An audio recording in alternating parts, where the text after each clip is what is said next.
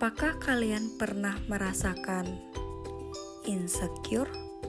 Pasti dari sebagian orang di Indonesia pernah merasakan hal tersebut. Coba deh sebutkan satu hal yang bikin kalian insecure. Atau dengan hal seperti, aku kok gak punya bakat yang bisa dibanggain ya?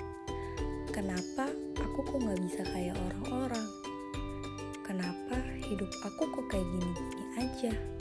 Atau kenapa aku selalu takut buat berpendapat? Tetapi apakah dengan insecure kalian bisa bersyukur atas nikmat yang sudah Allah kasih ke kita?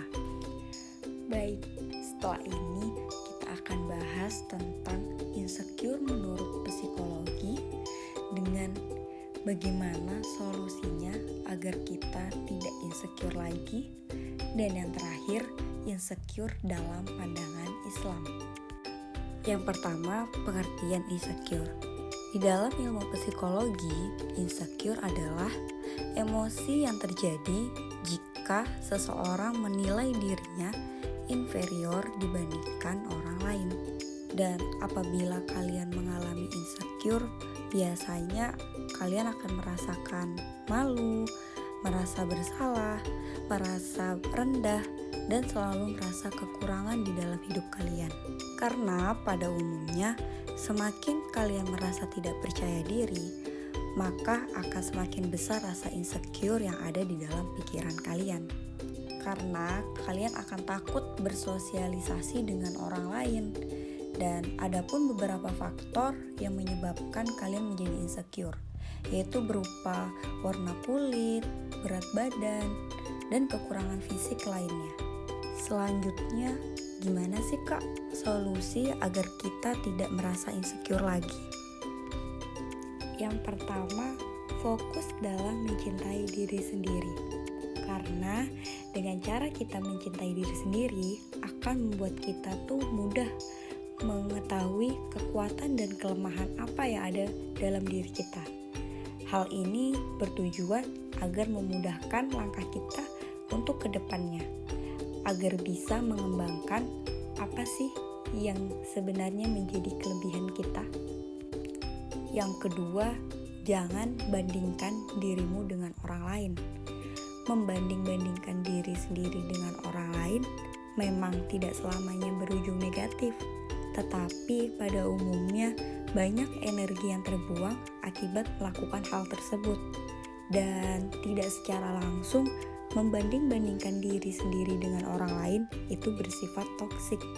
Apalagi membanding-bandingkan dirimu dengan seseorang yang ada di sosial media. Hal itu akan menyebabkan banyak energi positif yang terbuang di dalam diri kalian. Yang ketiga, kelilingi dirimu dengan orang yang suportif. Lingkungan pertemanan dan cara bergaul juga bisa jadi salah satu faktor yang menentukan sifat dan karakteristik di dalam hidup. Memiliki teman yang suportif akan memudahkan kita agar bisa lebih berpikiran positif dan menjauhkan diri dari pikiran insecure. Yang keempat, temukan kelebihan dan keunikan di dalam diri kalian. Mencoba untuk mencari kelebihan dan keunikan akan lebih bermanfaat dibandingkan kalian hanya fokus membandingkan diri dengan orang lain. Karena bisa jadi dari kelebihan dan keunikan tersebut memiliki nilai yang sangat tinggi dan berguna bagi diri kita ke depannya. Dan yang terakhir, selalu bersyukur. Yap, cara terakhir adalah dengan selalu bersyukur. Karena dengan bersyukur, banyaknya beban pikiran negatif yang selalu kita pikirkan akan perlahan berkurang seiring berjalannya waktu. Selanjutnya, pandangan Islam tentang insecure. Pada dasarnya, setiap orang pasti mempunyai kekurangan dan kelebihannya masing-masing. Dan yang menjadi permasalahan adalah tidak semua orang dapat menerima kekurangannya dengan baik secara fisik ataupun non-fisik.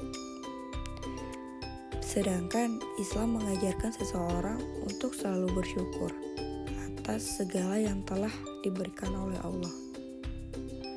Sesungguhnya Allah telah memberikan yang terbaik bagi setiap hambanya, sebagaimana tertera dalam Quran Surat Al-Baqarah. Dan jangan pernah berkecil hati dengan apa yang tidak ada di dalam diri kalian. Karena apa yang kita miliki belum tentu dimiliki juga oleh orang lain. Tanpa disadari, perasaan bahwa diri kalah dari orang lain itu berbagai sisi, terutama fisik, ekonomi, dan pendidikan adalah hal yang membuat seseorang semakin tidak percaya diri. Ingatlah, derajat seorang hamba di hadapan Allah hanyalah ketakwaan. Membanding-bandingkan hidup dengan orang lain dalam hal dunia, haruslah menempatkan sesuai dengan porsinya. Jangan pernah biarkan pikiran menerka-nerka hal yang mungkin saja tidak terjadi. Jika kita saja tidak merasa bersyukur atas apa yang sudah dimiliki, lalu apa yang membuat kita berpikir bahwa kita akan bahagia dengan memiliki kelebihan lebih banyak? Ya, terakhir, jangan pernah takut untuk berbeda. Karena bukankah pelangi yang indah itu karena keberagamannya? Pada dasarnya, kita memiliki kekurangan dan kelebihan masing-masing. Maka fokuslah pada kelebihanmu dan ketahuilah bahwa tidak ada kesempurnaan kecuali milik Allah.